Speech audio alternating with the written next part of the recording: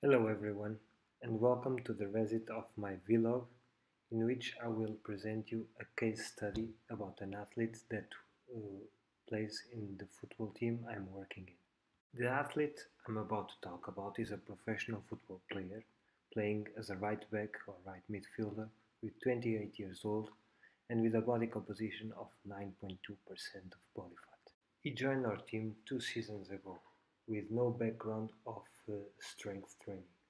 He had recurrent hamstring muscle injuries, usually during pre-season camps, also with history of recurrent low back pain due to some degenerative changes, and last season he sustained an right MCL injury with direct contact. As a right back, this athlete has a high profile on high speed running data, around 1,300 meters per match, as well as sprint distance, around 3 to 400 meters during each match, and achieving a maximum speed register of 9.3 meters per second, which somehow might explain his tendency to sustain hamstring muscle injuries, especially if we consider that he didn't have a weight training background. During our injury risk assessment tests, we found that this athlete has some injury risk factors, especially for uh, the injuries he has been sustaining, like hamstring injuries and low back pain also.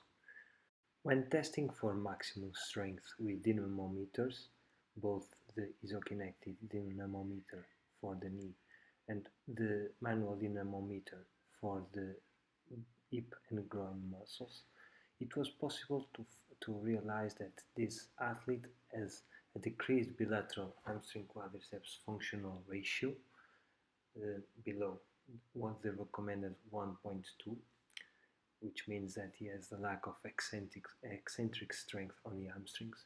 Also, a slight decrease of 20% on his right quadriceps maximum strength, together with a bilateral decrease of the hip flexor strength, being around half of his teammates' average. Besides that, using the 1RM back squat and also jumps and hop testing, it was possible to realize that this athlete still has room for improvement in what concerns his maximum 1RM back squat. However, we have to put in context that this is a test that the athlete doesn't feel much comfortable with it, and this 1RM testing finish while his velocity of displacement was still quite reasonable. However, the athlete wanted to stop the testing due to certain beliefs regarding his back safety. We found that his jump height with a counter movement jump was quite reasonable for a football player, reaching 40 centimeters, and without any difference in between sides. However, his reactivity strength index calculated by a drop jump, we could realize that even bilaterally, besides the RSI is reasonable, counting 2.23, the drop height was not that magnificent, only 25 centimeters, which can give us some indication about some lack of eccentric strength on the leg extension mechanism, not being able to absorb energy efficiently. When testing unilaterally and corroborating his decrease in his right quadriceps, we could find that his reactivity strength index on the right limb was decreased compared with the left limb. All these findings might be helpful in understanding some of the performance issues during this vlog. Taking into account the assessment performed and also his history, injury history, we could easily perceive that the main aims for this athlete in terms of training and complementary training would be To increase bilateral hamstring maximal strength, mainly the eccentric strength, increase and balance in order to balance his right quadriceps maximal strength deficit, increase his hip flexor strength.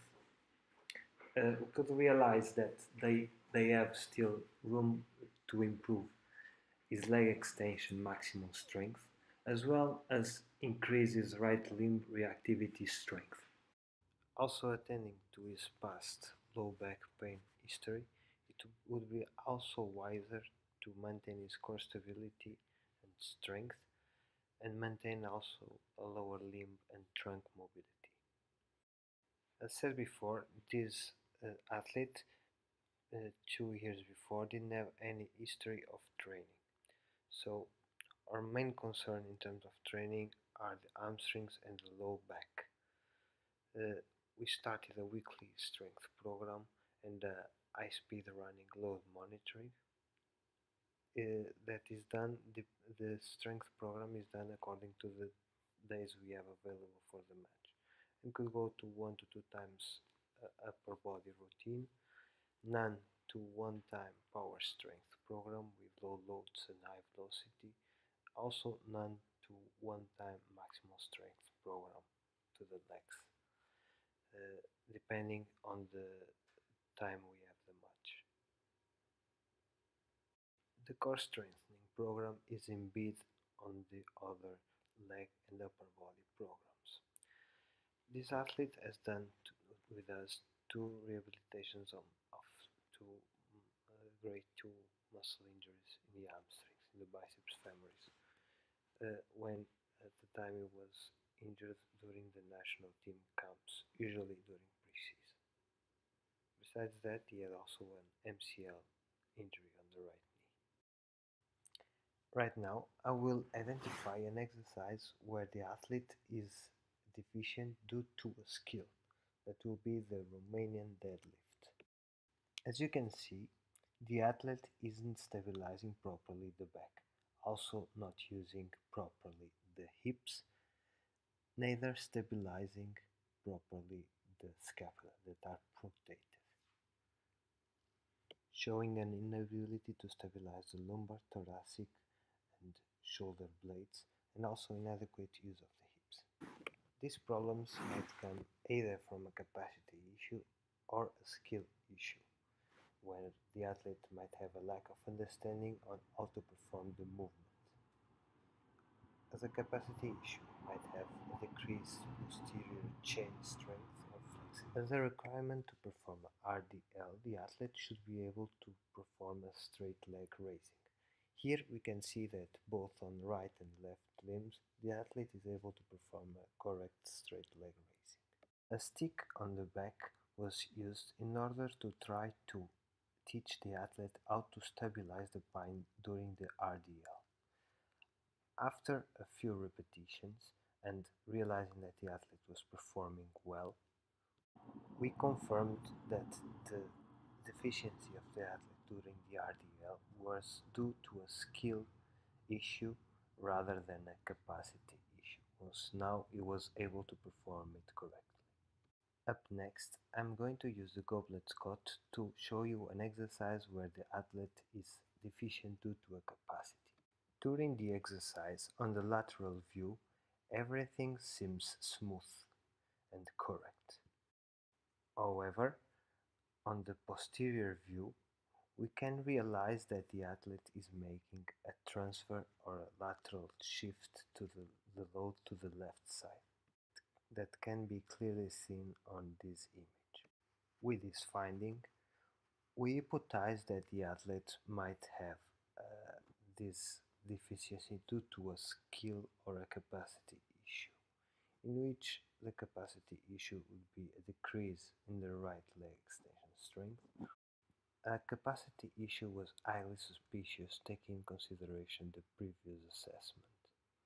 When performed without weight, it was possible to realize that the lateral shift was correct. However, a new issue emerged once the athlete had to lean a little bit more forward once he didn't have the weight on the front and had some tucking on the low back. When an intermediate load was introduced, we could realize that now the tucking was not showing, as well as the lateral shift was not present anymore, which made us conclude that the issue during the goblet squat was due to a capacity rather than a skill.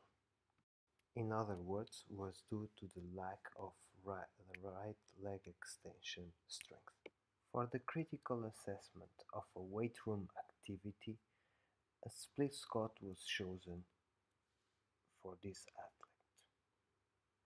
From a lateral perspective, it is easily perceived that the athlete is fulfilling the technical model of the split squat. Back thigh is practically perpendicular to the ground, the trunk is stable and upright, and most of the load is on the right heel, and once the knee is not going too over the foot.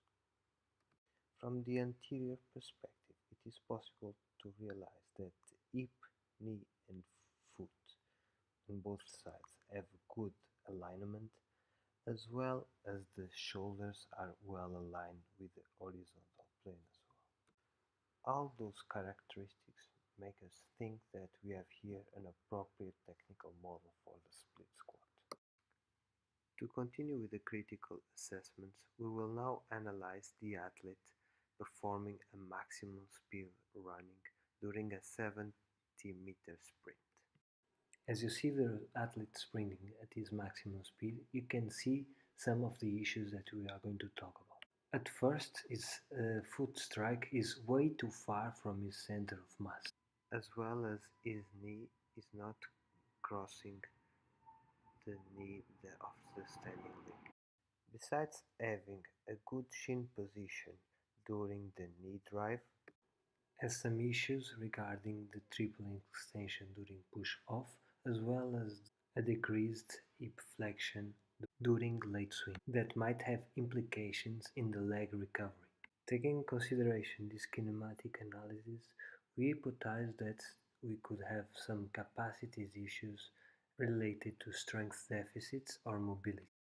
Taking in consideration the previous assessments done to the athlete and showed in the beginning of this case study, it was mostly probable that all those issues was due to a capacity deficiency, especially related with the leg extension strength as well as the reactivity strength properties of the athlete. To overcome these issues, a general strength program was introduced to the athlete, with general exercises using fundamental movement patterns, considering the lack of experience of the athlete in the gym. Hip flexors were also addressed at first with a maximum strength program, followed with a program to develop the speed in the contraction. Weightlifting derivatives were also part of the program, together with some ballistic and plyometric exercises, both for vertical and horizontal force expression, increasing the demandings of the athlete. Wall drills were introduced to improve the posture of the athlete during the running, as well as the force application on the ground and hip flexion. Some other running drills were used for the same purpose, consisting basically on skipping drills, together with some exercises to improve leg recovery. For the next task, we'll be assessing the athlete performing a changing of direction drill during a sprint, running, and turning 90 degrees. At the first glance, both the changing of directions to the right and left might seem okay. However, if we look carefully, we can see that during the right change of direction, the force application angles, both in the outside leg and also in the inner side leg during the crossover, are different. probably due to the different position of the foot relative to the center of mass. Considering these kinematic issues and knowing the history of strength deficits of this athlete, it was hypothesized that a capacity issue was underpinning. Once, if you still remember the assessment for injury risk profiling, this athlete showed deficit on the leg extension strength mechanism as well as the reactivity strength indexes, especially on the right side, which might explain the differences in horizontal leaning of the athlete during the changing of direction. Once the athlete is not able to produce the same amount of vertical force on the right leg as he does on the left leg. To overcome this problem, a general maximal strength program would be advisable, taking consideration the limitation of the athlete, together with a ballistic and plyometric program, also complemented with some running drills to improve the application of lateral force during the changing of direction. For the last part of this vlog, I will be critically analyzing my coaching process and focusing the improvements that I think I can do to improve my coaching ability. As a professional working as a physiotherapist in a football club, I have certain limitations in what concerns to provide strength and conditioning programs to the players. This way, it was not possible for me to record a strength session with this player, especially because this season the technical staff has changed and during this time of preseason I'm not being able to perform the previous routine with the players, uh, which lead us to the inability to record a session with this player. However, I brought a solution that I hope that can be taken in consideration. So I recorded a random rehabilitation session in the gym with three players, two of them with a groin injury and one with an ACL reconstruction in an ongoing rehabilitation. This was a quite unusual day at work because the ACL injured player arrived at the same day without previous warning from the reserve team and reporting that he had some training history which I could not confirm after I starting to work with him.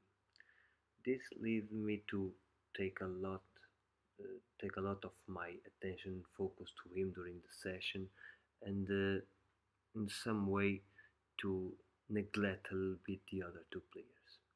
Of course, this led to some issues that I could realize during the session and especially even more after watching this recording. So, during this critical assessment, I'll be criticizing my coaching process on that day, trying to highlight the issues that I found on my coaching on that day and also showing how I overcome those problems and try to improve my coaching abilities. Some of the issues that I found on this session was distraction, a difficulty in handle a heterogeneous group of players with different backgrounds and training needs at the same time, which lead me to have some problems in correcting the players. And finally, I found myself using not the most appropriate cues to coach one athlete. I will start with the distraction that I think was my worst problem on that day. So all was going okay. I was focused on coaching the athletes, trying to teach the youngster how to perform some of the basic exercises that he should obviously already know from his rehab program. And suddenly, a former player from the club arrived to the gym, and something that could never happen just happened. I lost focus on my athletes and I went to shake hands with him and give him a few words. It would be difficult to ignore him because he was with us when we were champion last time, and even as you can see, all the players were happy to see him. Uh, and I was in a position that, of course, I could not just say, okay, just go from here. But of course, I should never have this attitude, especially continuing to speak with him and not realizing what the other players were doing. Because as you can see on this footage, especially the player on the back was needing some coaching regarding the single leg Romanian deadlift. However, I was happy that quickly I turned engaged again on the session and continue to coach and help the players that I'm working with on that day.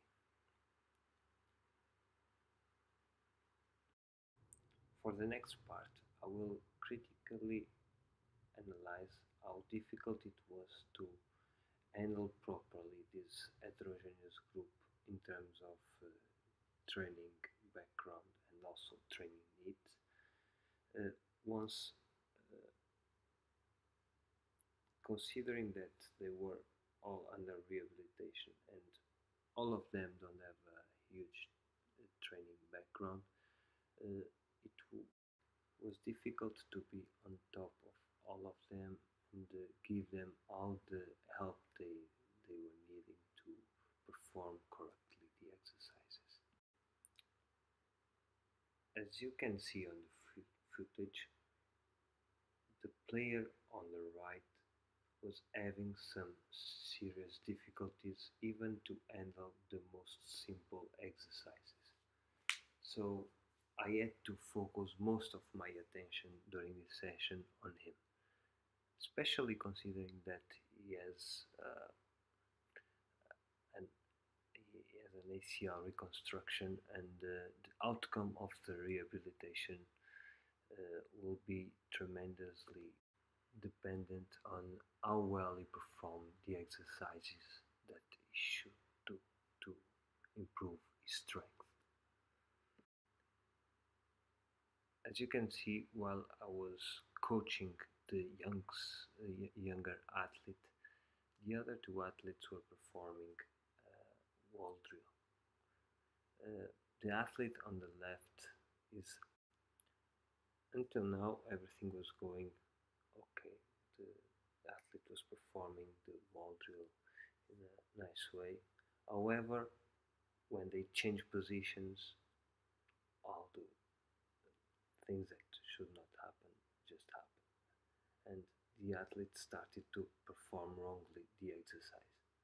Hopefully, his colleague was paying attention to what he was doing and went to coach him, which I think was a nice attitude and also show the way that we try to educate our players to not only be uh, exercise performers but also to be a coach themselves.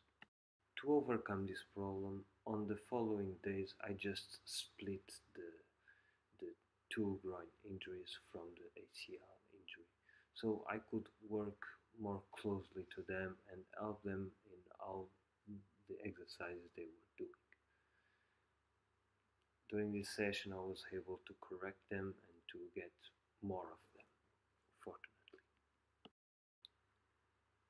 Once now I was having more time to dedicate to this session, I could perform with them some exercises focusing on acceleration mechanics and changing of direction mechanics, but also with some play, some some games to get them more motivated. As you can see, they are a lot more into the session than they were before. To end this vlog, I will now criticize the inappropriate cues that I use to coach the athletes.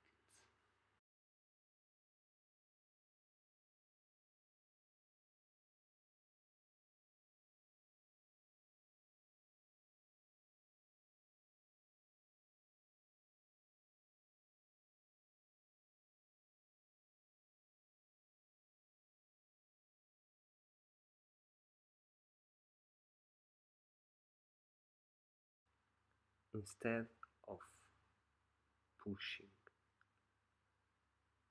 his body upward, he was letting his body to go anteriorly, but doing an exaggerated knee flexion and of course putting a lot of tension on the ACL. So I was correcting him while the other two players were doing some jumps to the box with landing afterwards. That was when I realized that one of the players did a landing with dynamic knee valgus. So what I did was to give him a cue. However, the kind of cue I gave is not the most appropriate to use in cases of dynamic knee valgus. I gave him an internal cue. It happens that me as a physiotherapist, an internal cue like don't drive your knee inside during the landing. It's a lot easy to perceive. However, for a player, it's not that easy. So the literature defends that in, in cases of dynamic knee valves during landing, external cues should be reinforced uh, over internal cues for the athletes because they have a better perception of them. This was the moment when I realized the internal rotation of the hip and I gave him the cue.